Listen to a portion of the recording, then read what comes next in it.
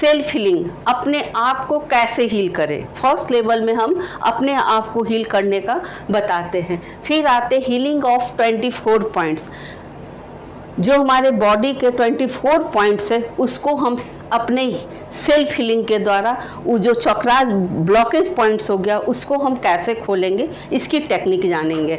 फिर है knowledge of 7 chakras, जो बॉडी के जो मेजर 7 चक्रास है उसके बारे में हम जानकारी प्राप्त करेंगे। और हीलिंग ऑफ द चक्रा, अगर कोई भी चक्रा अनबैलेंस्ड हो गया है तो हम उसको कैसे बैलेंस करें, जो ब्लॉकेज आ गया है उसको हम कैसे ओपन करें, ये सब की जानकारी हमें इस फर्स्ट लेवल में सिखाया जाएगा।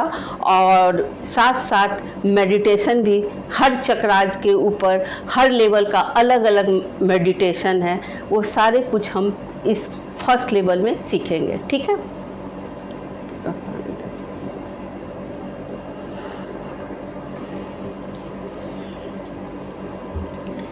सबसे पहले जानते हैं कि रेकी है क्या। यहाँ से शुरू होता है। वेबिनार में बहुत सारे लोग अटेंड किए, बहुत लोग सुना भी होगा, लेकिन आज फिर से एक्सप्लेन कर लेते हैं। कुछ लोग नए भी जुड़े हैं जो तो जानकारी देते हैं। रेकी है जो रे प्लस की, यानी 2 शब्दों से बना है, रे और की। इसको मैं मिटा देती हूँ।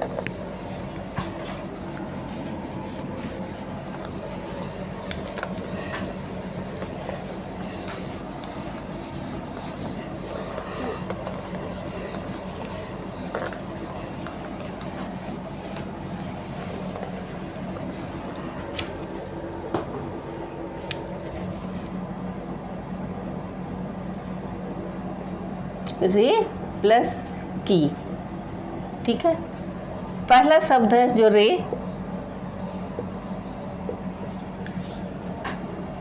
रे का मतलब हो गया सर्वव्यापी,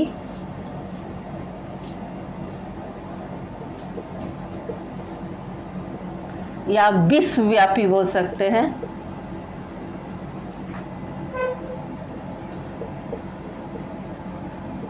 यानी यूनिवर्सल।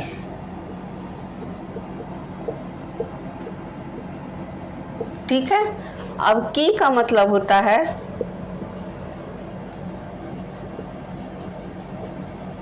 जीवन शक्ति, यानी लाइफ फोर्स। ठीक है। तो यानी रे का मतलब हो गया, 2 शब्दों से बना है। पहला है सर्वव्यापी, रे का मतलब हो गया, या विश्वव्यापी, इंग्लिश में आप इसको बोल सकते हैं यूनिवर्सल। की का मतलब होता है जीवन शक्ति, लाइफ फोर्स।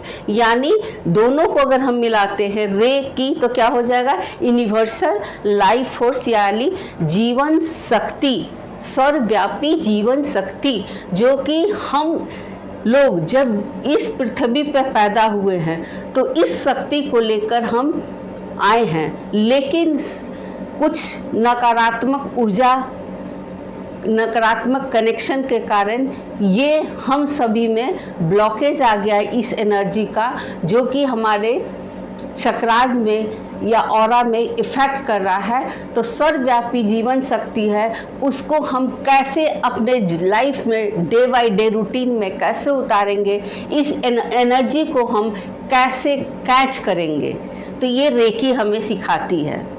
यानी रेकी सर्वव्यापी जीवन शक्ति है, यूनिवर्सल लाइफ फोर्स है, जिसके साथ हम जीवन जीते हैं। जब तक इस पृथ्वी पर है हम इस जीवन जीने की शक्ति को यूनिवर्स के साथ कनेक्ट होकर के हम जीवन जीने का तरीका जानते हैं।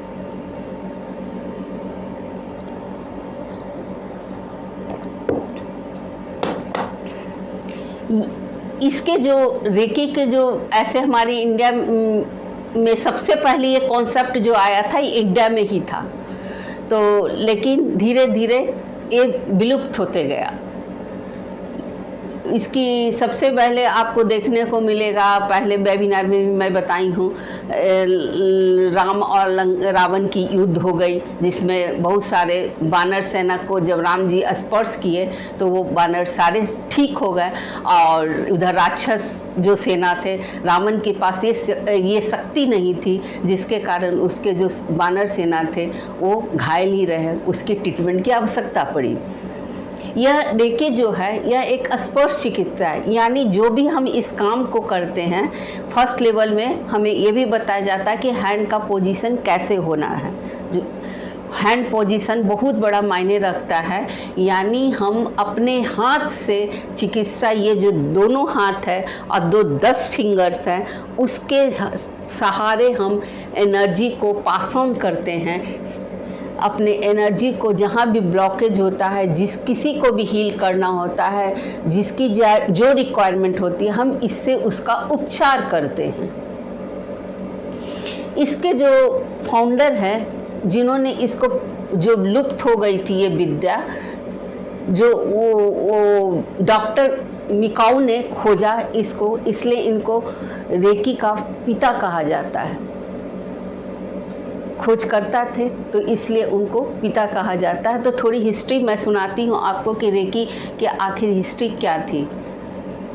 तो हिस्ट्री इस प्रकार है कि डॉक्टर मिकाऊ उसाई, जो कि रेकी के गुरु हैं, सबसे पहले जब भी हम रेकी सीखते हैं, यहाँ पर आए हैं, रेकी के हर लेवल में हम अपने गुरु का नाम, यानी जो रेकी गुरु हैं डॉक्टर मिकाऊ उसाई, उसका नाम ज़रूर लेते हैं और उसके बाद ही हम आगे का कार्यक्रम शुरू करते हैं। तो डॉक्टर मिकाऊ जो थे वो करीब 1800 शताब्दी की बात है। वो एक कॉलेज में, ये क्रिश्चियन कॉलेज में प्रिंसिपल थे, जिन्होंने वो बाइबल पढ़ाते थे, बहुत कुछ स्पिरिचुअल पर्सन थे, तो बहुत सारे चीज़ बताते रहते थे स्पिरिचुअल से रिलेटेड। तो एक दिन वो क्लास ले रहे थे, तो क्लास लेते समय एक स्टूडेंट ने, उसमें बाइबल में लिखा हुआ होगा था कि स्पर्श से, जैसे ये ईसा मसीह, इस विद्या को ईसा मसीह, गौतम बुद्ध, ये सब बहुत यूज करते थे।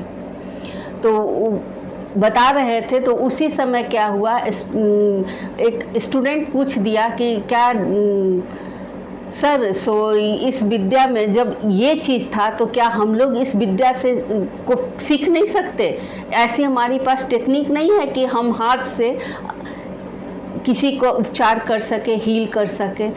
तो डॉक्टर मिकाऊ जब क्लास लेते लेते जब स्टूडेंट पूछा तो उनको बड़ा जरा मन में मतलब होने लगा कि अरे हाँ, ये क्वेश्चन तो क्या, इसकी खोज मुझे करनी है, मैं कैसे खोज करूं। उनके दिमाग में, रात में सोने गए तो उनके दिमाग में उस समय उथल पुथल मच रहा था कि हम इस पृथ्वी पर आए हैं तो मुझे कुछ अलग करना है। और जो बच्चा क्वेश्चन किया वो वाकई में ये ऐसी क्या विद्या थी जो हम लोगों के पास नहीं, या हम लोग पा नहीं सकते हैं। तब उसके बाद उन्होंने क्या किया, इस विद्या के लिए सर्च करने लगे। उसी दिन से उनकी सर्चिंग शुरू हो गई, लेकिन उनको लगा कि प्रिंसिपल के पद पे रह करके हम सर्च नहीं कर सकते हैं, तो उन्होंने प्रिंसिपल का पद त्याग दिया। त्यागने के बाद क्या हुआ, वो बहुत ज़्यादा बेचैन होने लगे, बहुत किताब जहाँ जहाँ से था पढ़े। ये जापानी टेक्निक है, डॉक्टर मिकाऊ उसाई थे जो जापान के थे, तो ये जापानी थे, तो उन्होंने बहुत सारे वहाँ के ग्रंथ, जितने भी ग्रंथ थे सारे पढ़ लिए कि आखिर इस जो गुप्त विद्या है, ये विद्या आखिर हम कहाँ से इसको निकाला जाए। सोचते सोचते उनको कुछ नहीं मिला, करीब 28 साल इसके पीछे वो लगे रहे, लेकिन नहीं मिला। तो एक दिन क्या हुआ, उनका एक दोस्त था रोबोटो, उसको बोले कि भाई मैं इस तरह का क्वेश्चन है, सो मैं सोचता हूँ कि इस पे लोगों को जागरूक करूँ, और क्या ये विद्या जो हमारे पास नहीं है और हाथ रखते ही ये ठीक हो जाए। तो रोबोटा ने जो कहा वो कहा कि देखो, तुम इतने दिन से सर्चिंग कर रहे हो लेकिन नहीं मिल रहा है, तो ऐसा करो तुम और देश में जाओ, वहाँ की विद्या को ढूंढो। तो बहुत सारा उन्होंने किताब जब पढ़ा तो उन्हें एक पता चला, लोटस सूत्रा बुक है जो महात्मा गौतम बुद्ध की जीवनी है, उसमें बहुत सारे लिखे हुए हैं बातें। तो उनको संस्कृत पढ़ने नहीं आता था, तो उन्होंने क्या किया, संस्कृत पढ़े, सीखे, चाइनीज़ सीखे, तिब्बत आए, भारत, उत्तरी भारत में आए और वहाँ जाके सर्चिंग की तो उनको बहुत कुछ मिला। लेकिन फिर भी वो संतुष्ट नहीं थे कि ये कैसे हम इसको खोज करें, जो चीज़ मुझे चाहिए, मन में बेचैनी थी। तब जा कर के उनके अचानक उनका दोस्त ही उन्हें सलाह दिया कि पहले के ऋषि महर्षि मुनि जो भी थे, अगर कोई चीज़ को सर्च करना होता था तो वो एक साधना पे बैठते थे, व्रत रखते थे, उपवास करके उस साधना पे बैठते थे, लीन हो जाते थे, तब जा कर के ये विद्या प्राप्त, कोई भी ऐसी दैवी शक्ति प्राप्त होती है। उनके माइंड में उसी समय इस बात का स्ट्राइक किया। वो क्या किए, उसी समय जापान में एक कोरियामा पहाड़ है, वहाँ जाकर, झील के नदी किनारे पहाड़ था, वहाँ जाके बैठ गए और उन्होंने ये ठान लिया कि मैं बिना खाए पिए भूखे प्यासे 21 डेज तक मैं यहाँ मेडिटेशन करूँगा और अगर 21वां दिन मुझे अगर कुछ भी प्राप्त नहीं होगा तो मैं यहाँ से चला जाऊँगा। तो ये करके वो ध्यान में मग्न हो गए, बिना खाए पी 21 डेज तक करते रहे। डेली सुबह एक पत्थर अपना नदी में फेंक देते थे, उस नदी में डाल देते थे कि आज 1 डे हो गया। जब 20 दिन तक लगातार ऐसे करते रहे लेकिन उनको कुछ भी नहीं प्राप्त हुआ, तो वो 21वां दिन सोचे कि आज कल अगर नहीं प्राप्त होता है तो कल अर्ली इन द मॉर्निंग मैं यहाँ से उठ के चला जाऊँगा। उसी समय रात के तीसरे पहर थे, ये सोच करके वो सोने चले गए, निद्रा में चले गए। तो अचानक तीसरे पहर के समय में उनको एक थर्ड आई पर वाइट कलर की लाइट काफ़ी ज़्यादा स्ट्राइक की सेंटर में और दोनों आँख पर, और उस जो लाइट स्ट्राइक किया उससे वो क्या हुए, मूर्छित हो गए। मूर्छित हो जाने से क्या हो गया, उनको कुछ भी याद नहीं रहा। वो तो सोचे कि अब तो मैं गया, ये सोच के कि मैं तो अब इस पृथ्वी से गया। लेकिन जब वो मूर्छित थे तभी उनको जितना वो 21 दिन जो पत्थर फेंके थे वो एक बुलबुले के रूप में, सारे एक सिंबल के रूप में नज़र आने लग गए और वो अपने शरीर को पूरा एक वाइट कलर की लाइट में तैरता हुए देखने लग गए। जब वो वाइट कलर की लाइट में तैर रहे थे तो उसी समय उनको एक आवाज़ भी आई कि जो तुम चाहता था वो तुझे मिल गया। उसके बाद ऐसे करते करते बहुत देर तक वो उस अद्र निद्रा में कहिए चाहे बेहोशी में कहिए, वो उनका चलता रहा। फिर जब अचानक से उनका जब आँख खुला तो वह, आप सोच सकते हैं कि जो पर्सन 20 दिन से भूखा प्यासा उसकी हालत क्या रहेगी। वो अपने आप को बहुत ज़्यादा, पहले से बहुत ज़्यादा एनर्जेटिक फील करने लग गए, एनर्जी उनके अंदर काफ़ी आ गई और वह उसी समय उस पहाड़ से दौड़ दौड़ के उतर के दौड़ के जाने लगे। तो अचानक से उनको पैर पत्थर से टकरा गया और अंगूठे में चोट लग गई, जिससे उसके अंगूठे में उनके खून निकलने लग गए। जब अंगूठा से खून निकलने लगा तब उन्होंने क्या किया, उस अंगूठे को अपने दोनों हाथ से ऐसे पकड़ लिए, पकड़ करके, दर्द हुआ बहुत तेज, पकड़ के जब रखे 1 मिनट, फिर उसके बाद हाथ को हटाए तो देखते कि अरे तो दर्द भी गायब और जो खून बह रहा था वो भी गायब। उसी तरह पहला उनका अनुभव रहा तो बड़ा खुश हुए कि कुछ तो मेरे साथ मिरेकल हुआ है।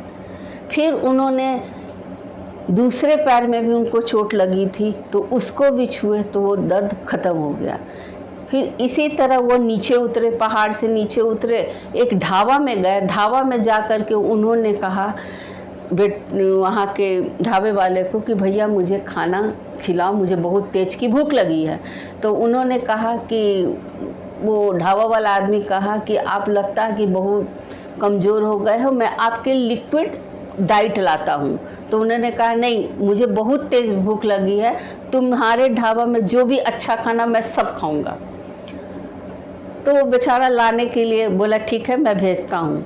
एक बच्ची को लेकर के वो ढाबा वाला खाना डॉक्टर मिकाऊ के पास भेजा, ले गया। वो बच्ची बेचारी दांत के दर्द से बहुत परेशान थी, तो वो ऐसे हाथ करके ला के डॉक्टर मिकाई को दी, हाथ में करके थाली को दी। तो उन्होंने पूछा कि बेटा ये तुम हाथ क्यों रखी हो यहाँ पे? तो बोली कि मुझे बहुत तेज का दर्द है, असहनीय दर्द है, ठीक नहीं हो रहा। तो वो बोले डॉक्टर मिकाऊ कि ठीक है मैं तुझे ठीक कर दूँ, सो तुम मेरे पास आएगी।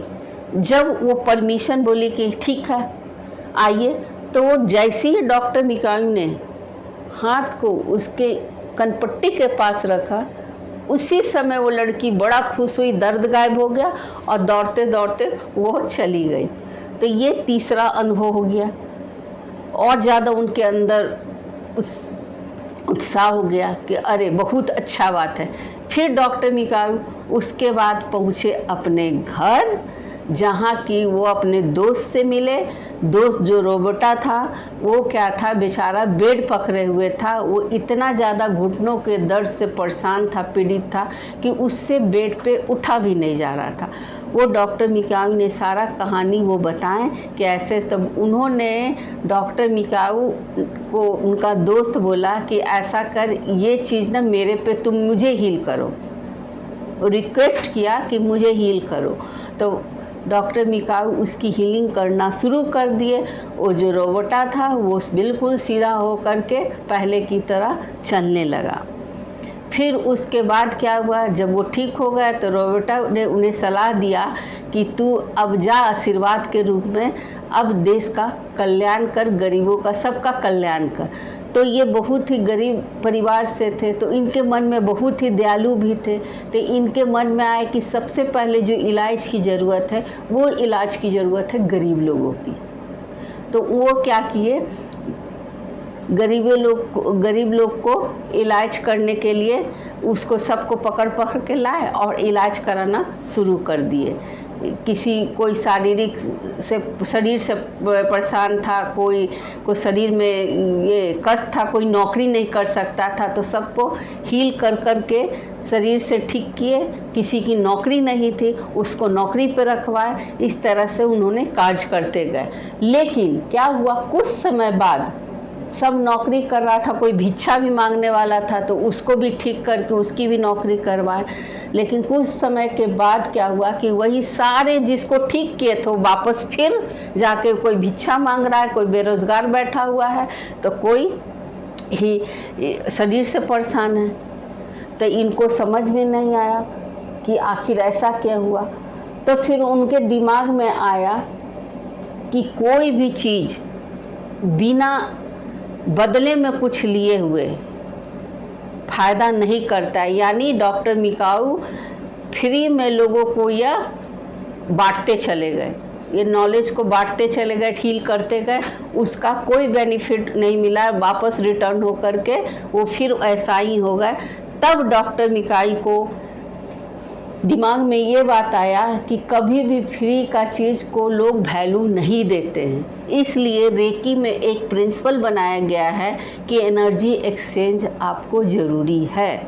यानी आप किसी की हील करते हैं तो आप फ्री में आज से न करेंगे, चाहे तो आपका वो परिवार हो, चाहे वो आपका समाज हो, चाहे वो आपका पड़ोसी हो, कोई भी हो, वो हील पहला रूल है। हीलिंग आपको फ्री में नहीं करना है। बिना एनर्जी एक्सचेंज के बिना, चाहे आप इस पे कहेंगे कि घर में भी तो परिवार है, अब बच्चे हमारे तो कैसे क्या, भला ही उस बच्चे से आप 1 रुपया ले लो, या बच्चों को कहो कि थैंक यू बोल, या जितने उसके बदले में कुछ गिफ्ट मुझे दे, लेकिन फ्री में नहीं करना है। पहला सिद्धांत, आज से रूल आपको ये फॉलो करना होगा। और आप सामर्थ्य है, आप पैसा लीजिए जितना ले सकते हैं, क्योंकि पहले लोग आदान प्रदान एनर्जी का करते थे। तो पहले के ज़माने में आपको पता होगा कि अगर एक के घर में आटा नहीं है तो दूसरा के घर में चावल नहीं है या कपड़ा नहीं है, तो एनर्जी एक्सचेंज हो जाता था कि एक आटा लिया कि चल तुम्हारे पास मिल है तो मैं आटा ले लेता हूँ, मेरे पास कपड़े का मिल है तो तू जब कपड़ा लेगा तो आपस में कर लेंगे जो हिसाब किताब होगा। लेकिन अब वो ज़माना नहीं है, तो एनर्जी एक्सचेंज आपको किसी न किसी रूप में करना ज़रूरी है। आप सामर्थ्य हैं कि भगवान ने सब कुछ आपको दिया है, तो आप फिर भी एनर्जी एक्सचेंज ज़रूर कीजिए और लीजिए। और क्या कीजिए, आपको लगता है तो गरीबों में एक अलग से बना लीजिए, गरीबों उस पैसे को गरीबों में डोनेट कीजिए, गरीब के ऊपर खर्च कीजिए, या मंदिर में जा कर के दान कीजिए। मतलब कुछ भी ऐसा कीजिए कि जो कि आपको यूनिवर्स को आपने रिटर्न कर दिया है।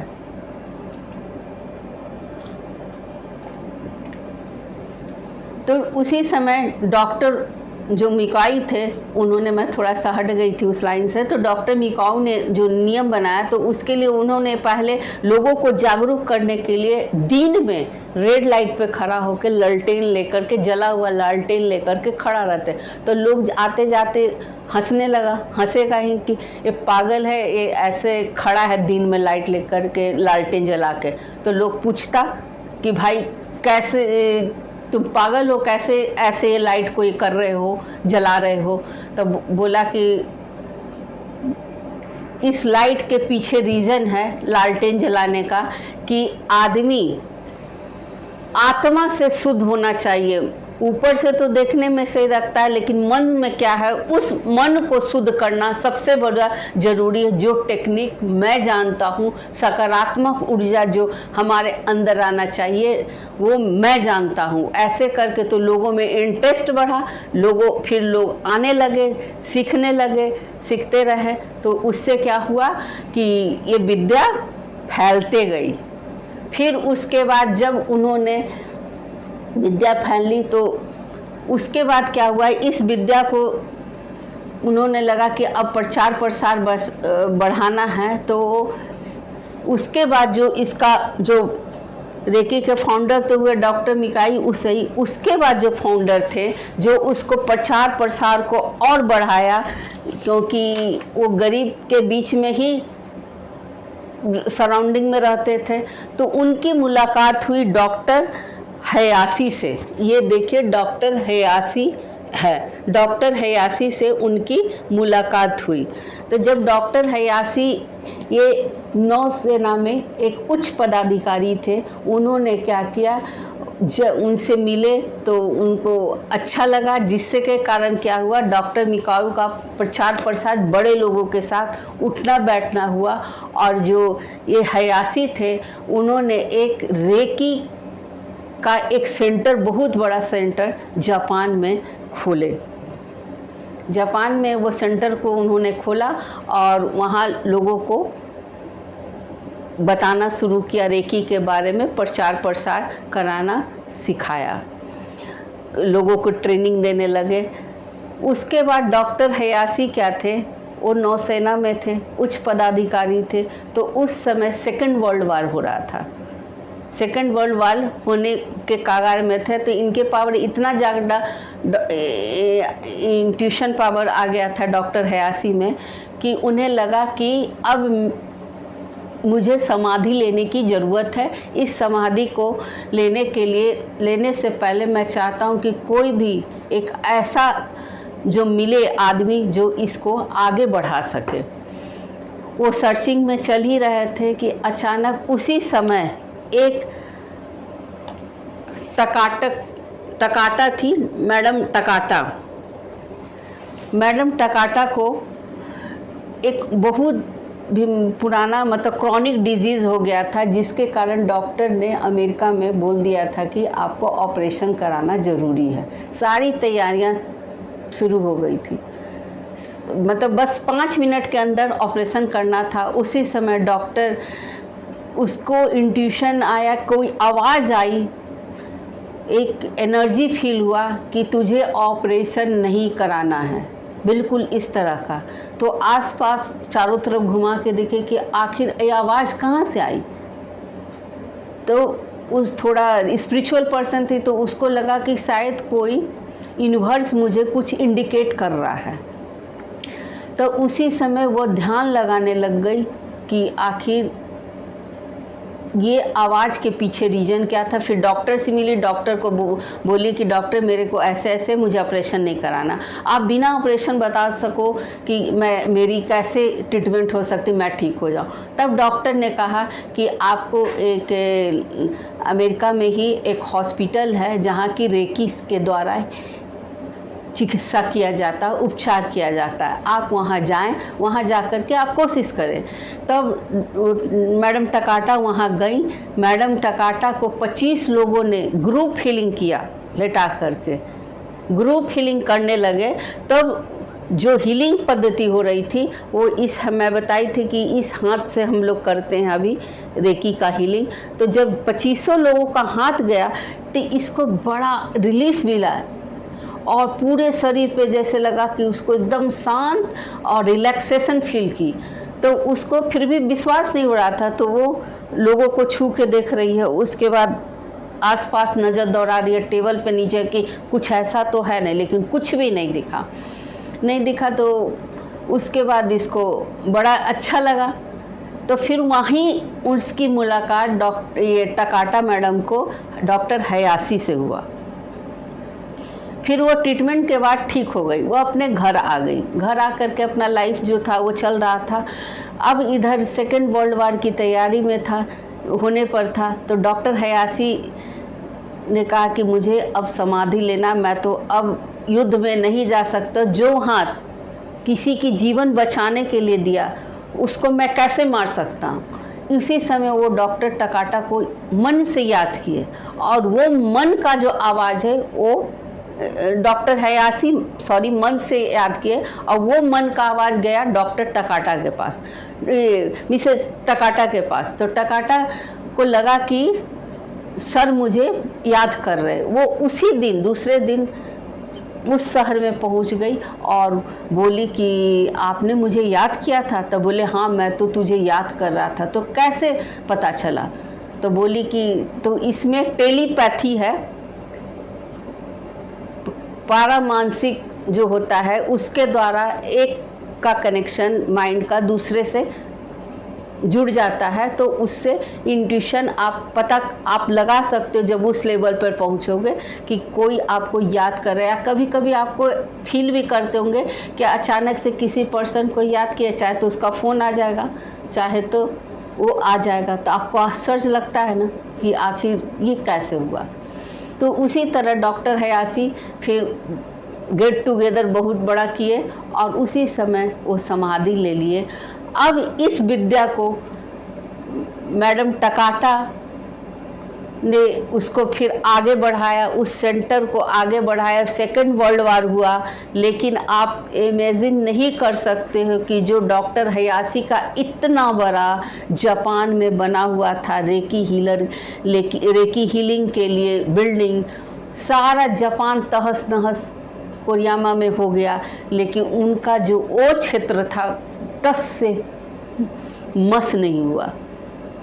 तो ये यूनिवर्स की एनर्जी ऐसी है कि उसके साथ कनेक्ट होने पर लोगों को ये फील होता है।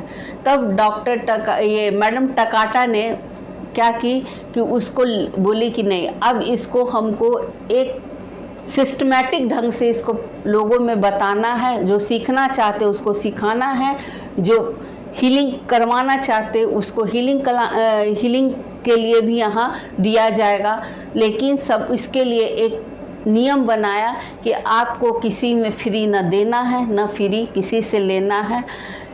जो बोलता है आप आज से हीलर हो गए हो, रेकी में फर्स्ट स्टेप पे आप सीढ़ी पे पैर रख दिए, तो इसमें ये भी है कि जब आप रेकी सीख लेते हैं तो पास पड़ोस के जो भी लोग हैं सब जानेंगे, तो कहेंगे कि भाई बता क्या है रेकी। जो नहीं जानते होंगे उसको आपको बताना है, बताना ज़रूर है, लेकिन कहे कि मुझे हील करना है तो भाई साफ बोलो, आपके बिना एनर्जी एक्सचेंज का नहीं है। और जब तक रेकी नहीं मांगा जाए, कोई मांगता नहीं है ठीक करने के लिए, चाहे तो आपके परिवार में ही क्यों ना हो, जब तक आप नहीं देंगे। मैं बताऊंगी कि कैसे देना है, नहीं देना है। ठीक है, तो ये थी हिस्ट्री रेकी का। अब है रेकी का जो 5 प्रिंसिपल्स है, जो मेन प्रिंसिपल, उसको आपको डेली आज तो चलो निकल गया, कल से आप उसको रूटीन में लाएंगे। देखिएगा आप कितना आपके अंदर सकारात्मक परिवर्तन आएगा। फर्स्ट जो है, केवल आज मैं क्रोध नहीं करूँगी। जो 5 प्रिंसिपल जो बना के डॉक्टर मिकाऊ गए हैं, मैं क्रोध नहीं करूँगी। Just for today I will not be angry. इसका मतलब आप एक लाइन का शब्द इसका समझिए कि आपको सीधे सीधे रेकी में प्रिंसिपल है कि आपको क्रोध नहीं करना है। क्रोध करने से क्या होता है, अंदर नकारात्मक ऊर्जा आ जाती है। नकारात्मक ऊर्जा आने से क्या आता है, आपको बीमारियां पकड़ सकती है। आपके ऑरा जो है ये कमज़ोर होने लगेंगे। आपके चक्रास है उसमें कहीं ना कहीं अनबैलेंस्ड होगा, तो इस कारण से बीमारियां आपके अंदर इंटर करेगी। क्रोध के 2 प्रकार होते हैं, एक क्रोध होता है बाहरी, एक क्रोध होता है आंतरिक। तो अगर हमें क्रोध करना है, कभी करना पड़ जाता है, तो हमें बाहरी क्रोध करना चाहिए, ना कि आंतरिक क्रोध। बाहरी क्रोध करने का मतलब कि मान लिया आपके घर में बच्चे बदमाशी कर रहे हैं और आपको गुस्सा आ रहा है और जान रहे हो कि ये गलत काम कर रहा है, तब भी आपको ऊपर से केवल ऐसा डांटना है, क्रोध करना है, दिखाना है कि बस ऊपर तक, हाँ तुम ऐसे करो, ऊपर से क्रोध करना है, इंटरनल क्रोध नहीं करना है। इंटरनल क्रोध करेंगे तो आपकी निगेटिविटी आपके ऊपर हावी हो जाएगी। जो रेकी का जो पॉजिटिव एनर्जी जो आप यूनिवर्स से कनेक्शन जोड़ रहे हैं वो ख़त्म हो जाएगा। तो क्रोध हमेशा करना ही नहीं चाहिए, और जिस जगह पे क्रोध आता है तो बस ऊपरी मन से करके शांत हो जाएं, जोर से न क्रोध करें।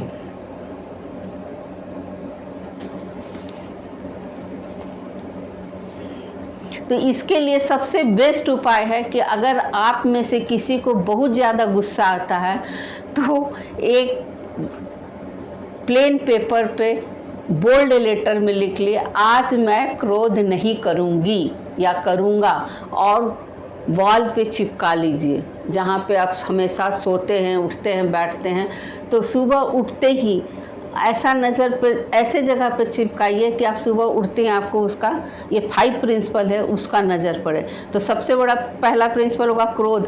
तो आप क्या होता है, कहने का मतलब है कि आज मैं क्रोध नहीं करूँगा, तो इसका मतलब है कि आपने यूनिवर्स को कमिटमेंट कर दिया कि आज मुझे क्रोध नहीं करना। अगर गुस्सा आ भी गया तो आपको वह जो हमारा माइंड होता है कॉन्शियस और सब कॉन्शियस माइंड, तो डेली इस बात को आप रिपीट करें कि आज मैं क्रोध नहीं करूँगा, तो एक दिन सब कॉन्शियस माइंड आपको जगाएगा कि तुमने अभी कमिटमेंट किया था कि मुझे क्रोध नहीं करना, तो आप क्रोध नहीं करोगे। जिससे क्या होगा कि आपके अंदर पॉजिटिव एनर्जी का प्रवेश होना शुरू हो जाएगा। ठीक है, फर्स्ट रूल है। दूसरा है, केवल आज मैं चिंता नहीं करूँगा। Just for today I will not worry, यानी केवल आज मैं चिंता नहीं करूँगा। चिंता मनुष्य को नहीं करना चाहिए, चिंतन हमेशा करना चाहिए। चिंतन किसका करना चाहिए? ईश्वर का करना चाहिए। चिंता करने से क्या होता है, आपके ऑरा में बहुत सारे निगेटिव एनर्जी प्रवेश करेंगे, बीमारियां होगी और किसी भी प्रॉब्लम का सॉल्यूशन हल नहीं होगा। तो हमें चिंतन करना है, न कि चिंता करना है। जब भी आपको कोई प्रॉब्लम हो और समझ में नहीं आता है, तब क्या करें, एक पेपर पे, एक वाइट कलर के पेपर पे आप अपनी प्रॉब्लम को लिख करके मंदिर में रख दें और मंदिर में रख करके थोड़ा भगवान के पास बैठ के प्रेयर करें, कहें कि भगवान मुझे ये प्रॉब्लम है, मुझे कुछ समझ में नहीं आ रहा, आप जैसा चाहते हैं उस परेशानी से मुझे बाहर निकालें। अगर आप पेपर लिखकर मंदिर में नहीं रखना चाहते हैं तो आप जब भी हो भगवान के पास जाएं, 2-4 या नहीं तो एक शांत जगह पर बैठ जाएं और यूनिवर्स को बार बार बोलें कि मेरे ये जो प्रॉब्लम है इसको आप दूर करें। तो एक न एक दिन आपको यूनिवर्स के पास ये बात जाएगा, यूनिवर्स आपको उस प्रॉब्लम का सॉल्यूशन निकाल के बाहर रख देंगे। तो यही है कि केवल आज मैं चिंता नहीं करूँगा बल्कि चिंतन करूँगा। ठीक है। अब तीसरा है, केवल आज मैं अपना काम ईमानदारी से करूँगा। Just for today I will do my work honestly. यानी जो भी काम कहता है ना कि ईमानदारी, रेकी में सकारात्मक बोली, सकारात्मक सोच, सकारात्मक वर्क, ये तीनों अगर कोई पर्सन इस तीनों को फॉलो कर लेता है तो वह आज न कल देर सवेर ज़रूर उसको यूनिवर्स बहुत कुछ ज़िंदगी में दे देता है। तो यह है कि ईमानदारी से आप जानते होंगे कि कमाया हुआ धन वो हमेशा बरकत देता है, लेकिन अगर वही बेईमानी किया हुआ धन या किसी गलत कार्य से किया हुआ धन किसी न किसी रूप में निकल जाता है। कितने लोग को आप देखेंगे कि दूसरे को पैसा खर्च कराने में आगे रहते हैं और अपना पैसा को नहीं निकालना चाहते हैं। तो उससे क्या होता है, उसे तो लगता है कि मेरे को तो चल बच गए पैसे, लेकिन यूनिवर्स किस रूप में निकाल देता है वो लोगों को पता नहीं चलता है। और ईमानदारी से कमाया हुआ या ईमानदारी से जो भी चीज़ आप करते हैं मेहनत से, ईमानदारी से, वो आपका ज़िंदगी भर साथ रहता है और उसमें बरकत मिलती है। ठीक है।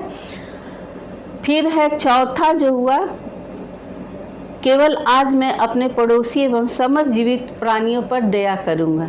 यानी just for today I will be kind to my neighbour and every living things.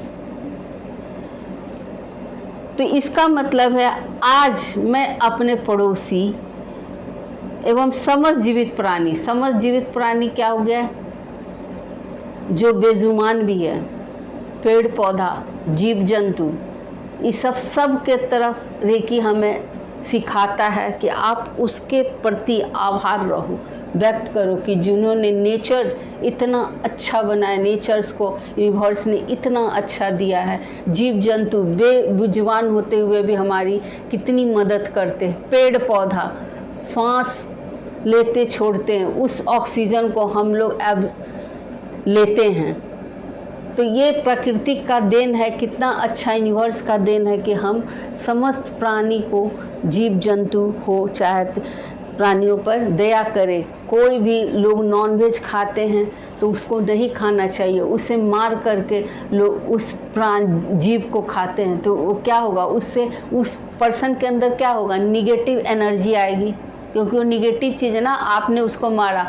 जब वो मारा जाता तो तड़पता है, उसकी तो आह निकलती है, बदुआ निकलती, तो हम क्यों उस चीज़ को खाकर निगेटिव एनर्जी अपने बॉडी में इंटर कराएं, अपने सोच को गंदा क्यों करें। तो इस चीज़ को नहीं करना चाहिए। ठीक है।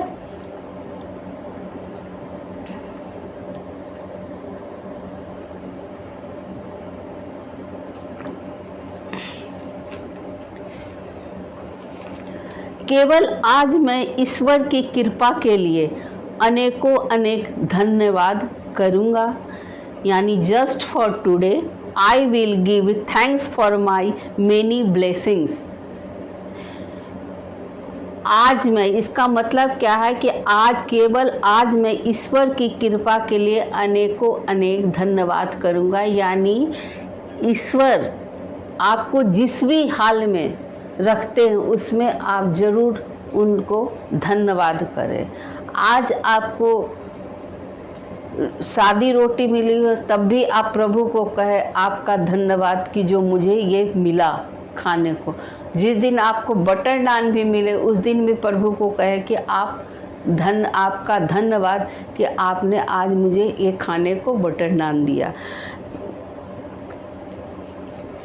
आप जैसा भी यूनिवर्स को कहोगे, जैसा भी आप आपके माइंड से जो भी सोचेंगे, मुंह से, वाणी से जो भी शब्द निकलेंगे वो सब सकारात्मक, वो सारे शब्द यूनिवर्स में जाता और यूनिवर्स वही चीज़ हमें रिटर्न करके देती है। अगर आप अच्छा सोचते हैं, किसी के बारे में अच्छा सोचते हैं या अच्छा बोलते हैं तो आपको यूनिवर्स में वो शब्द जाता है, यूनिवर्स आपको रिटर्न देगा। देर हो सवेर हो लेकिन देगा ज़रूर।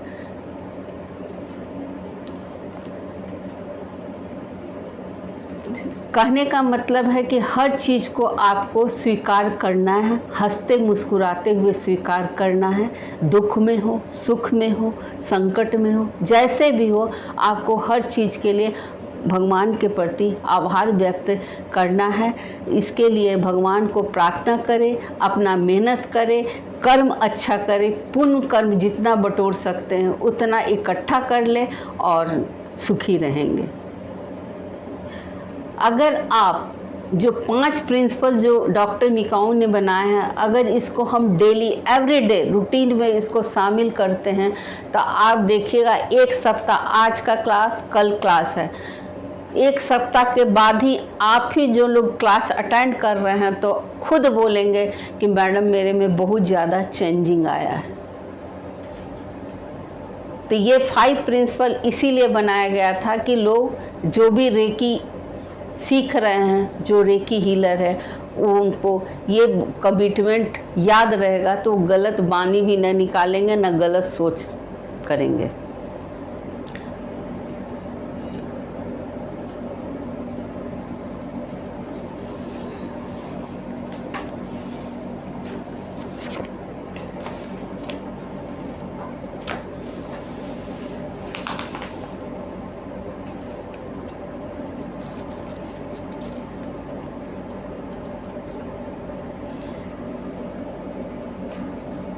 रेकी सीखने से क्या लाभ होता है?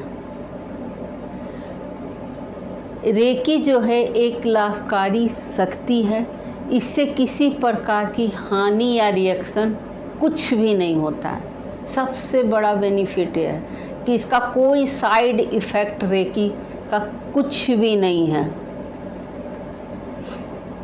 यह सरल प्राकृतिक चिकित्सा है। ये ऐसी चिकित्सा है कि आप अपनी हीलिंग खुद भी कर सकते हैं। ये ऐसी चिकित्सा है रेकी। रेकी सीखने से शक्ति का जो बैलेंस है वो संतुलन बना रहता है। तनाव और भावनाओं के बंधन से आप मुक्त रहते हैं। आजकल ज़्यादातर बीमारियां का कारण क्या है? डिप्रेशन। इतने ज़्यादा लाइफ में तनाव है लोगों का। अगर आप रेकी सीखते हैं, सीखना तो शुरू कर दिए आप लोगों ने, तो सीखते हैं तो आप में तनाव, जो डिप्रेशन है वो कम हो जाएगा। इस बात का मैं गारंटी देती हूँ कि ये डिप्रेशन कम हो जाएगा।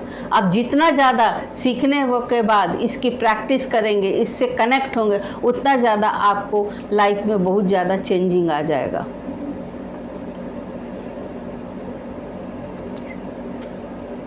शक्ति, जो आपका एनर्जी लेवल हो, उसमें वृद्धि होगा आपका।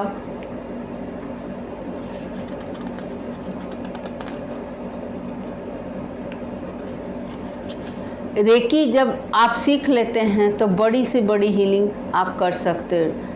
कैंसर जैसे बीमारी को भी हीलिंग किया गया है, उससे ठीक कर देते हैं हम लोग। रेकी के इतने फ़ायदा हैं। अब जहाँ से सबसे बड़ा बेनिफिट है कि जहाँ मेडिकल साइंस में डॉक्टर कह देता है इस बीमारी का कोई इलाज हमारे मेडिकल साइंस में नहीं है, उसी समय से रेकी अपना वर्क शुरू कर देती है। जैसे अब कैंसर के पेशेंट को बोला जाता है कि कीमोथेरेपी कराना है जब लास्ट में, लेकिन होता जाता है कुछ नहीं है। लेकिन रेकी में क्या है कि कीमोथेरेपी न करके उसका हम लोग साइकिक सर्जरी करते हैं, साइकिक सर्जरी करते हैं, कीमो नहीं करते हैं। और रेकी से बहुत पेशेंट को जो स्टार्टिंग वाले हैं उसको ठीक किया गया है, वो बहुत सारे ठीक किया गया है।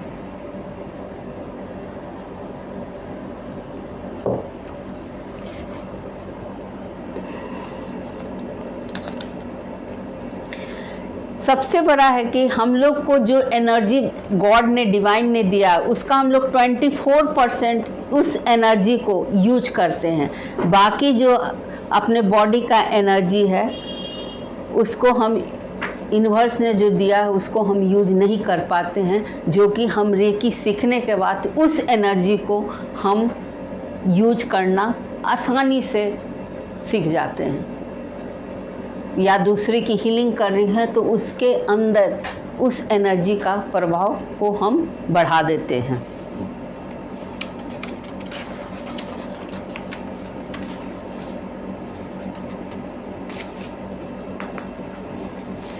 रेकी दूसरे जो मेथड है उससे विशिष्ट कैसे है, कैसे है? इसकी जो बहुत ही आसान विद्या है, ये 2-4 दिन जो अभी आप 2 दिन 3 दिन क्लास जो करेंगे उसी में आपको बहुत सारे ज्ञान अनुभव प्राप्त करेंगे ज्ञान के साथ साथ। और ये कई महीनों के बाद, कुछ दिन बाद प्रैक्टिस करेंगे तो आपको बहुत कुछ आ जाएगा सीखने को। अधिकतर चीज़ जब भी हम हीलिंग मॉडलिटी में जब जाते हैं तो बहुत रूल फॉलो करना पड़ता है, इसमें कोई रूल फॉलो नहीं करना पड़ता है रेकी में। इसका ना कोई साइड इफ़ेक्ट है, आप किसी की हीलिंग कर रहे हैं तो उसका कोई साइड इफ़ेक्ट नहीं है। रेकी में हम क्या करते हैं, आपको निर्जीव और सजीव सभी वस्तुओं पे आप रेकी हीलिंग कर सकते हैं।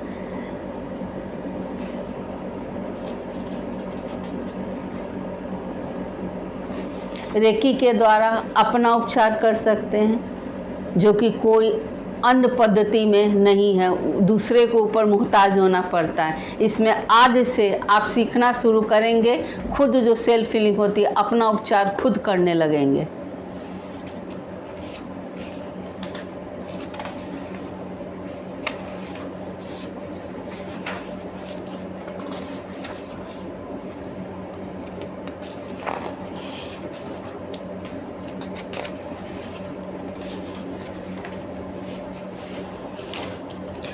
अब थोड़ा सा बात कर लेते हैं आज का हैंड पोजीशन के बारे में।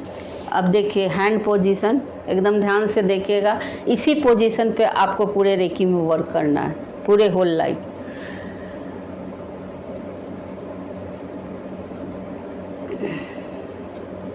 हैंड पोजीशन में क्या है, ये है हमारा जो सेंटर पॉइंट है, इसमें यहाँ एक पाम चक्रा है, एक चक्रास है। इस पाम चक्रा के द्वारा हम हीलिंग करते हैं। और जो ये उंगली दिख रही है आपको पांचों, इस पांचों उंगली में छोटे छोटे चक्रास हैं।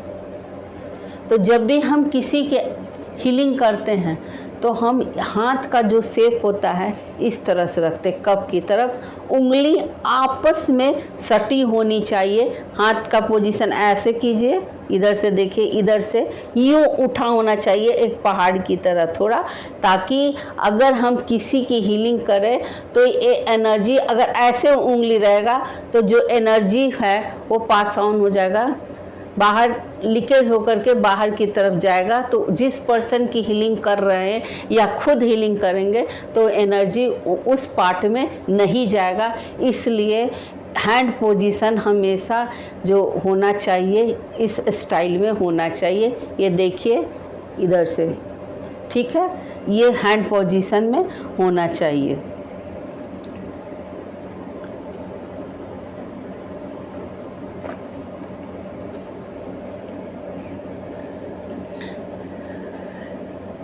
रेकी का सबसे बड़ा बोनस यह है कि जब आप किसी की हीलिंग करते हैं तो उस पर्सन की हीलिंग आपके थ्रू होती है, लेकिन जब हम हीलिंग कर रहे हैं तो यूनिवर्स आपका भी साथ साथ हीलिंग होते चला जाता है। ये कितनी अच्छी विद्या है कि साथ साथ ही हीलिंग हम लोग करना शुरू कर देते हैं।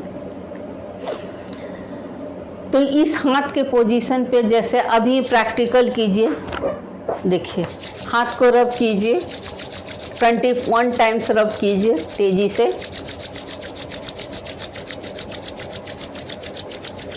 ठीक है, उसके बाद आप यहाँ हाथ को लाइए इस पोर्शन पे, दूसरे हथेली पे, पहले नीचे की ओर ले जाइए, फिर अचानक पूरे हाथ को ऊपर खोलिए। हथेली को पूरा आपने खोल लिया। अब धीरे धीरे नीचे की तरफ लाएं, मतलब दूसरे हथेली पे लाने की कोशिश करें। देखिए मेरा तो हाथ यहाँ पे रुक गया, बिल्कुल ही अब आगे की तरफ मेरा नहीं बढ़ रहा है।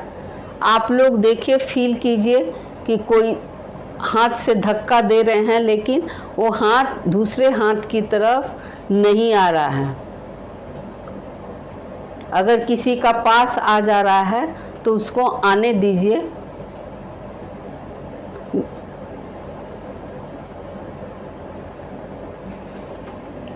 तो ये क्या होता है, एनर्जी लेवल आपको नापा जाता है कि एनर्जी लेवल क्या है आपके शरीर का। अब दूसरे इसी तरह फिर एक और कीजिए 21 टाइम्स, हाथ रब करके एक यूनिवर्स से बड़ा सा बॉल एक मांगिए कि हे यूनिवर्स, आप मुझे एक बड़ा सा बॉल प्रदान करो जो कि एक सिल्वर कलर के से भरा हुआ है, और मैं इस बॉल को अपने दोनों हाथ से ले रही हूँ। यानी पृथ्वी जैसा गोला एक फील कीजिए, पूरे हाथ में आपने उठा लिया और उस धीरे धीरे उस हाथ से धीरे धीरे उस हाथ को नीचे कीजिए, लाइए धीरे धीरे धीरे, बिल्कुल स्लो स्लो। आँख आप लोग खोल कर ही कीजिए क्योंकि अभी पहला दिन है, फिर दूसरे बार कराऊंगी तो फिर आप इस प्रैक्टिस को कीजिएगा। एक बॉल है जो कि यूनिवर्स से हमें मिला है, मैं उस बॉल के अंदर प्रवेश कर रही हूँ, प्रवेश करते जा रही हूँ और मेरी सारी ऊर्जा जो भी है वो सकारात्मक होते जा रहा है, धीरे धीरे धीरे धीरे।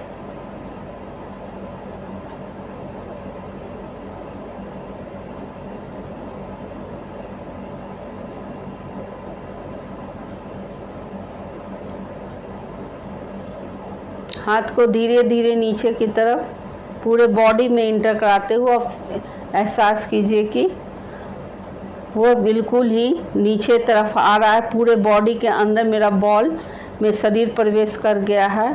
और जब आप घुटने तक आ जाते हैं तो आपको झट सा ऐसे जमीन में उस बॉल को पटक देना है। जोर से पटकने के बाद ये फील करना है कि जो भी हमारी बॉडी की नेगेटिव एनर्जी है वो पृथ्वी में समाहित हो गई है, वो पृथ्वी में समाहित हो गई है। ठीक है, एक बार और कर लेते हैं। डिवाइन से एक वाइट कलर की बॉल आई है जो मेरे क्राउन चक्रा से होते हुए मेरे कान, आँख, नाक, मुंह, सोल्जर्स, जो भी आपके मन में उस समय ये आ रहा है कि ये बॉडी पार्ट में जा रहा है, उस पार्ट का अपना मन में नाम लेते हुए धीरे धीरे, बिल्कुल स्लो, मतलब उसको करने में 2 से 3 मिनट लगाना है आपको।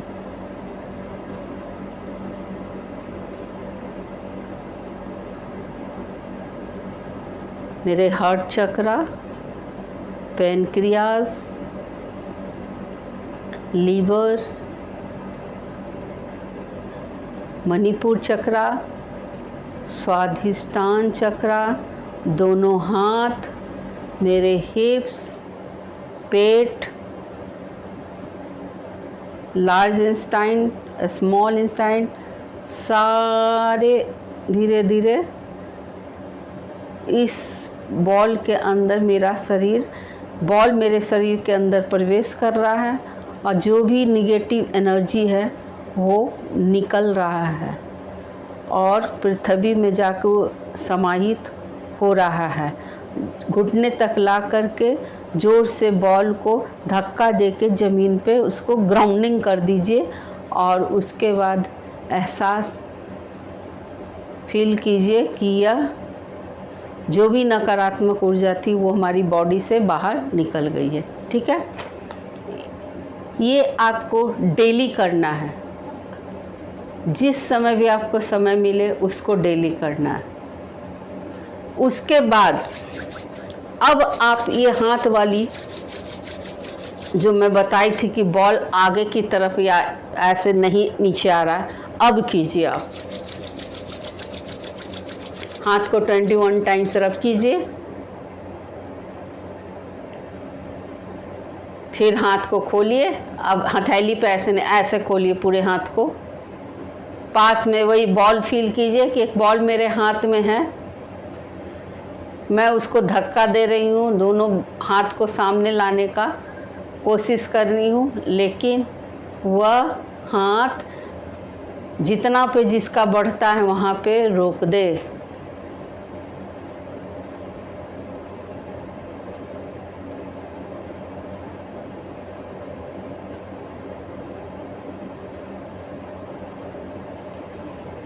मेरा यहाँ पे आके रुक गया, यानी हमारा जो एनर्जी का लेवल है, जो ऑरा है, वो काफ़ी ज़्यादा बिखरा पड़ा है। अभी बिखरा पड़ा है, अभी फैला हुआ है। ऑरा ऐसा चीज़ है ना कि आपको डेली उसकी हीलिंग करनी होगी, डेली उसको क्लीन करना होगा, क्योंकि ऑरा एक दिन डेली एक समान नहीं रहता है। जो कि कल के क्लास में मैं ऑरा के बारे में डिटेल बताऊंगी आपको कि और आपको कैसे क्लीन करना है, टेक्निक है।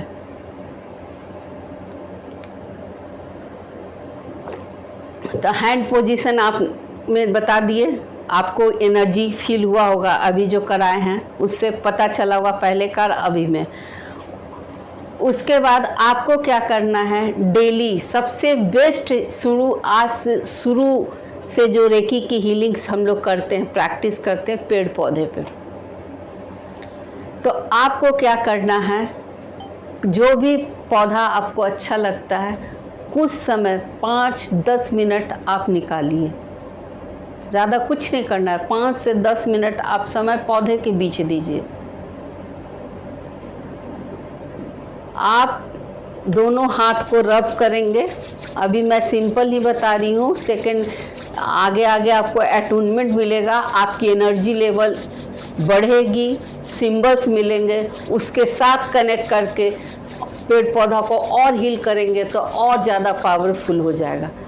आपको सिंपल हाथ 21 टाइम्स रब किए, हाथ को ऐसे रखें कप स्टाइल में, और पौधा के पास मान लीजिए आप विजुलाइज कीजिए कि ये पौधा है, और आंख बंद करके आपको ये फील करना है कि इस पाम चक्रा से, इस हथेली से एक ऊर्जा प्रवाह हो रही है जो निरंतर इस पौधे पर पड़ रहा है। हमारा पौधा काफ़ी ग्रो हो रहा है। इस पौधे की देखभाल से हमारे घर में सकारात्मक ऊर्जा, ये नहीं कि मैं जो बोल रही हूँ, जो उस समय दिमाग में आपका इंटेंशन आता है, वो जो विजुलाइज आप करते हो वो बोलिए। ये सिंपल सा प्रैक्टिस करने की बात है, ताकि आपको प्रैक्टिस करने की आदत बन जाए। दूसरा क्या है कि आप लोगों उस पौधे से कनेक्ट होंगे तो आपको उस पौधा से भी ब्लेसिंग मिलेगी और पौधा भी हील होगा, यूनिवर्स भी आपको हीलिंग करेगी। 3 फायदे होगा ना। तो बस ऐसे करके विजुलाइज करना है और देखना है कि वाइट कलर की लाइट, सिंपल वाइट कलर की लाइट इस पौधे पे बिखर रही है। यह पौधा बहुत ही अच्छा हो गया है। अगर फल वाला वृक्ष है तो आप फल का एक्सपेक्टेशन विजुलाइज करेंगे कि पूरे फल से लद गए हैं। अगर फूल का है तो फूल से लद गया है। जैसे मैं रेकी सीखी थी तो मेरे पास एक हैबिस्कस का पौधा था, उसमें फूल बहुत दिन से नहीं आ रहा था, तो मैं डेली उसको हीलिंग देने लग गई। तो 1 सप्ताह में उसके अंदर कली आ गए थे। मैं सीखने के बाद डेली अपने छत पर बागवानी करती थी, तो मैं स्पेशली जाती थी समय निकाल के कि मुझे हील करना, और इतना अच्छा लगता था उसकी हीलिंग करने का कि मन नहीं करता था कि मैं आँख खोलूँ। अभी भी मैं मेडिटेशन में बैठ जाती हूँ और रेकी के साथ कनेक्ट होती हूँ, उस सिंबल के साथ कनेक्ट होती हूँ। सुबह पार्क में जाती हूँ तो मुझे बहुत देर तक जुड़े रहने का मन करता है। तो ये सब फायदे हो जाते हैं रेकी सीखने के बाद। सूरज भगवान से कनेक्शन, ठीक है, लोग देते हैं सूरज भगवान को जल देते हैं, डेली जल देते हैं। बहुत लोग हैं कुछ सूरज भगवान का दर्शन करते, कोई गायत्री मंत्र पढ़ते हैं। लेकिन अगर रेकी सीख लेने वाले आप हम जैसे लोग, उसको मैं बताऊंगी कि सूरज से कैसे कनेक्ट होना उस सिंबल के साथ, ताकि आप डायरेक्ट उनसे कनेक्शन बना सकें और उसकी जो एनर्जी है आप अपने अंदर समाहित कर सकते, और आप उस सन को भी, यूनिवर्स जो इतना बड़ा भगवान ने दिया है, उसको भी हम हील कर सकते हैं सारे संसार के लिए। कोरोना के समय में बहुत ज़्यादा हीलिंग वाले जो भी लोग थे वो बहुत ज़्यादा हील किए, यूनिवर्स को हील के साथ साथ संसार को हील किए। मैं डेली पूरे पृथ्वी को हीलिंग करती थी। अब तो खैर नहीं करती हूँ, लेकिन बहुत ज़्यादा हीलिंग की थी कि हाँ, जितना ज़्यादा घर में प्रोटेक्शन, मैं उस समय बाहर अपने मैके चली गई थी, वहीं रुक गई थी, बच्चे हमारे दिल्ली में थे, तो मैं डेली वहाँ से प्रोटेक्शन स्लाइड में बच्चों को डालती थी, फैमिली को डालती थी। अब भगवान की दया से आना जाना तो लगा ही रहता था, लेकिन उस कोरोना के पीरियड में हम लोग के फैमिली सारे सुरक्षित थे। जितने भी हमारे परिवार में थे, जो जहाँ तक मुझे नज़र आता था मैं कोशिश करती थी कि हाँ दूँ। हाँ, अब ये आप लोग जाने कि रेकी को फ्री मैं बताई थी, देना नहीं है आपको, उसके बदले में कुछ लेना है। अगर जब तक आप सीखने के बाद कोई मांगता है, बोलता है कि आप मुझे हीलिंग करो, तब आप हील कीजिएगा, लेकिन एनर्जी एक्सचेंज ले करके। अब ये है कि पेड़ पौधा बेजुबान को आप ऐसा ही हीलिंग कीजिए। अब रहा कोई पर्सन अगर आईसीयू में एडमिट है और उसको हीलिंग की ज़रूरत है, तो अगर आपका रिलेटिव है और आपका इंटरनल मन कर रहा है कि नहीं मुझे उसको दे करके आईसीयू से बाहर निकालना है, आप आराम से हीलिंग दीजिए। मान लिया आपका कोई पड़ोसी का फैमिली मेम्बर्स आईसीयू में एडमिट है, और अगर वो कहता है, नहीं भी कहता रहा, आपके अंदर से इंटरनल आवाज़ आती है कि मुझे करना चाहिए, तो आप कर सकते हैं। लेकिन ज़बरदस्ती आप नहीं कीजिएगा। अब कोई किसी का एक्सीडेंट हुआ और आप रात चलते देख लिए हीलिंग करना शुरू कर दिए, तो वो नहीं करना है गलती। क्योंकि क्या होता है, इसमें कॉर्ड कटिंग होता है रेकी में, जो कि हम आगे आगे सीखते जाएंगे स्टेप बाय स्टेप की कॉर्ड कटिंग करना बहुत ज़रूरी होता है। नहीं तो अगर आप कॉर्ड कटिंग नहीं करते हैं और कनेक्शन जोड़ लेते हैं उस पर्सन से, तो क्या होगा कि उसका जो कर्माज है वो आपके ऊपर कहीं ना कहीं से पड़ेंगे। आपको एक बात और बता दूं कि अगर कोई बंदा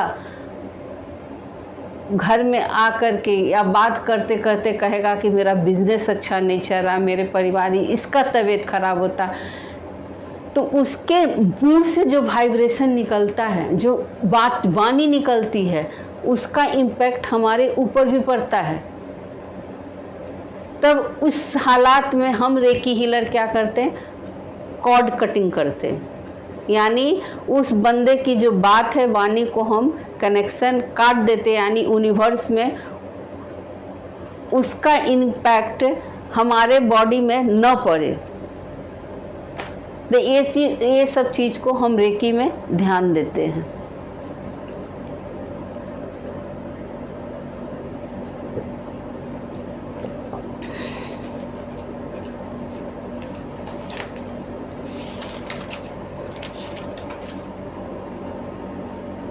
एक सिंपल और भी बता देती हूँ आपको, कल से रूटीन में क्या करना है। एक तो मैं बताएं कि पेड़ पौधे की आपको सिंपल हाथ रख के हीलिंग देना है, बिल्कुल ऐसे। कुछ भी नहीं समझ में आएगा तो अभी मैं क्लास के लास्ट में अनम्यूट करूँगी, तो आप पूछ लीजिएगा, ठीक है। उसके बाद दूसरा क्या करना है, एक वाइट लाइट लेना है, बॉल डिवाइन से मांगना है और पूरे बॉडी में प्रवेश कराते हुए ये फील करना है कि जो भी मेरी बॉडी की नेगेटिव एनर्जी है वो निकल रहा है और पृथ्वी में जाकर समाहित हो जा रहा है, ठीक है। उसके बाद तीसरा जो करना है आपको,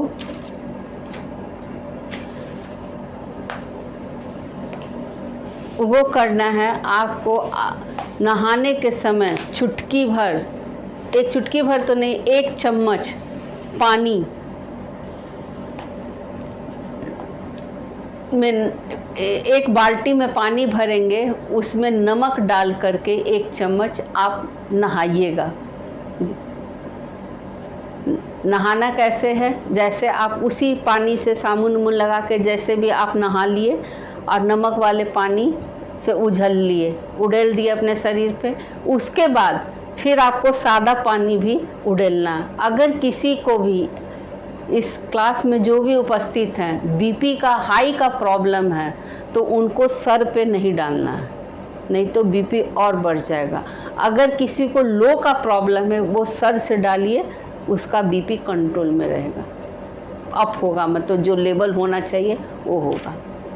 नहाने के बाद जो पानी आपका जो नमक वाला गिरेगा, फिर सादा पानी से नहाओगे, बाथरूम को अच्छा से सादा पानी डाल करके क्लीन कर दीजिएगा, ताकि जो निगेटिव एनर्जी आपके बॉडी से निकली है उसका इम्पैक्ट फैमिली के दूसरे लोगों पे न पड़े। ये तो खैर आप लोग हर लोगों को अपने फैमिली मेम्बर्स में बता सकते हैं ये टिप्स। अब मैं आपको एक और टेक्निक बता रही हूँ जो कि आपको बाथरूम में नहाने के बाद करना है।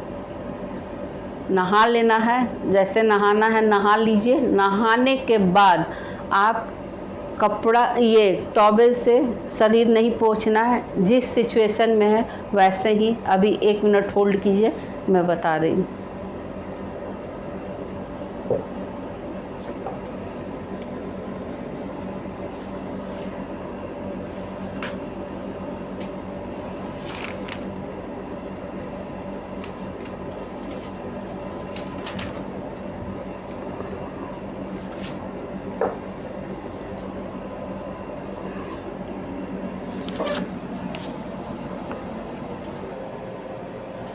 देखिए, सीधा खड़ा हो जाना है। बाथरूम में आप नहा लिए कंप्लीट, ठीक है।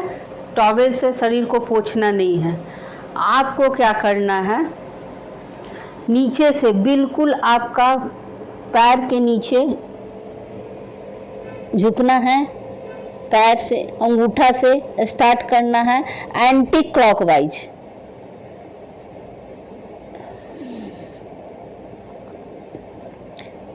ये हाथ में ये फील करना आंख बंद करके कि मेरी बॉडी के जो भी निगेटिव एनर्जी है वो सारे निकल रहे हैं। यानी रस्सी को जैसे हम लपेटते हैं, एक लपेट के गोला बनाते हैं, वैसे लपेटना है और विजुलाइज आंख बंद कर करना है कि जो भी निगेटिव एनर्जी है पूरे बॉडी के हर पार्ट पे आप धीरे धीरे घुमाते जाइएगा।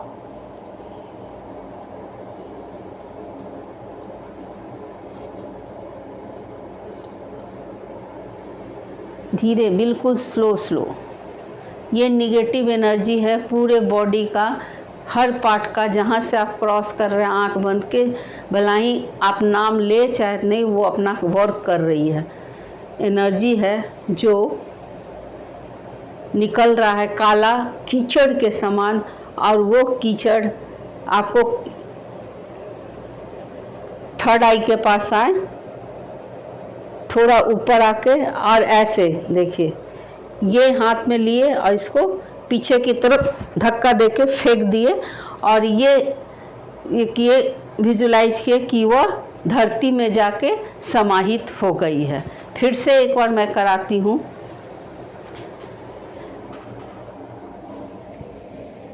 बिल्कुल धीरे आए, धीरे धीरे आपको एंटी क्लॉकवाइज हाथ को घुमाना है और ये फील करना है कि हमारी बॉडी की जो भी काले नकारात्मक ऊर्जा है वो सारे शरीर से बाहर हमारा निकल रहा है। मेरे जो भी प्रॉब्लम है शरीर का, घुटने में अगर दर्द है तो घुटने की दर्द धीरे धीरे बिल्कुल स्लो स्लो ऊपर की ओर आना है। कीचड़ निकल रहे हैं, सारे बॉडी का निकल रहा है, सारा पीछे का भी आप इसी समय करना है आगे से, लेकिन विजुलाइज कर लेंगे कि पीछे भी, जैसे कमर का है, कमर में दर्द है तो विजुलाइज कर वहाँ की दर्द गायब हो रही है। मेरा जो भी सोचने समझने की शक्ति थी, गलत जो निगेटिव सोच था, वो सब खत्म हो रहा है। मैं एक स्वस्थ पर्सन हूँ, एक हंसमुख पर्सन हूँ। मेरे लाइफ के जो भी निगेटिव एनर्जी हैं वो सारे बाहर की तरफ निकलते, इस कीचड़ में हाथ में लपटाते जा रहा है। कीचड़, सारे काले काले नकारात्मक ऊर्जा निकल रहा है और यहाँ पे आके बिल्कुल पीछे की तरफ यहाँ पे धक्का देके नीचे फेंक देना है, यानी वो पृथ्वी में चला जाएगा। उसके बाद आप कहेंगे ग्राउंडिंग ग्राउंडिंग ग्राउंडिंग, यानी वो ज़मीन में चला गया। ये आपको अभी सिंपल ऐसे करना है, ठीक है। डेली आप इसको कीजिए। फिर जब हम सेकंड लेवल में पहुंचेंगे तो आपको सिंबल दिया जाएगा, उस सिंबल से कैसे कनेक्ट करके इसको यूज करेंगे, इस मेथड को, वो भी मैं बताऊंगी। उसके बाद क्या है, आप सुबह उठते हैं या किसी भी समय योगा प्राणायाम अपने लाइफ पे ज़रूर रखिए, उससे भी आपका ऑरा स्ट्रॉन्ग होता है। तो आपको अगर कभी भी थकावट लगे और आपको एनर्जी लेवल बढ़ाना है तो आप क्या करें, पिट्टो थेरेपी होता है, उसको ऐसे करना, 1 2 3 4 5 6 7 8 9 10, 1 2 3 4 5 6 7 9 10, 1 2 3 4 5 6 7 8 9 10, 1 2 3 4 5 6 7 8 9 10, 1 2 3 5 6 7 8 9 10, मतलब 10 बार करना है, 10 टाइम्स दोनों हाथ पे। फिर ऐसे 1 2 3 4 5 6 7 8 9 10, 1 2 3 4 5 6 7 8 9 10, 1 2 3 4 5 6 7 8 9 10, 1 2, इसी तरह 10 बार यहाँ हो गया। फिर हम आ जाएंगे नीचे,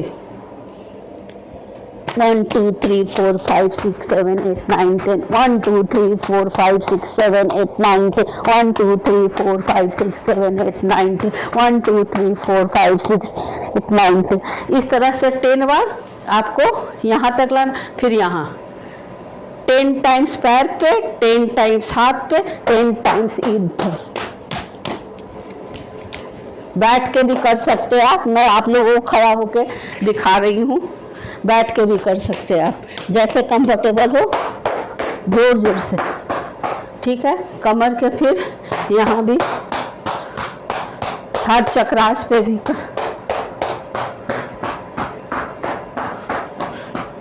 फिर इधर लेफ्ट,